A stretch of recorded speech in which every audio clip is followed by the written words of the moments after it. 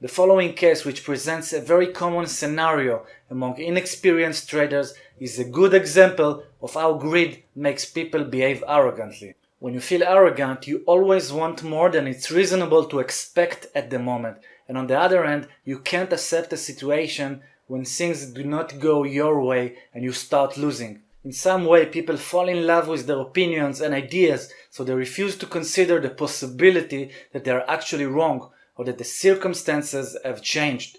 Look at this typical small trader, let's call him X. He opens a trade and it goes strongly against him. He decides to wait for it to come back to the break-even point before selling it. That, instead of re-evaluating the market, see if there might be a good reason for that decrease and consider closing the trade, or at least some of it. There might be a strong change in the trend, but he keeps his position open obsessively because he doesn't want to accept the loss. By doing that, he exceeds all the rules of his strategies, he loses the chance to get into better trades, and he might risk his entire account because in case it will continue going against him, his capital eventually will be erased. On the other hand, again, he plans to sell at his entry point in order to guarantee he loses nothing, but at the same time, he would not earn anything as well.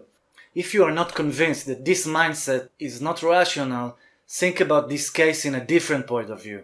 Here, the price moved a bit and trader X has the opportunity to close his position with a minor loss of only $10, but he is not able to do so psychologically.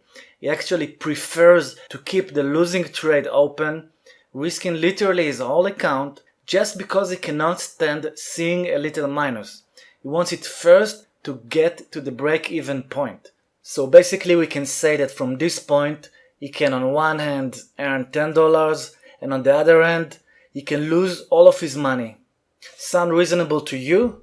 I'm sure it doesn't. We didn't get to the money management section yet, but you probably already understand that having a risk reward of 10 to 300 is a very bad idea. And the second part of this example is to show you how fear can come into play with the same person and a small change. So after losing his money because of greed, our Mr. X is now giving himself another chance. He deposits money again and begins. He opens a trade and sets a profit target of $300. Fortunately, this time the trade goes well. But when the trade reached the point where the profit is $50, Mr. X suddenly feels the fear coming. He remembers how the market went against him last time and caused him losing $300 in only one trade.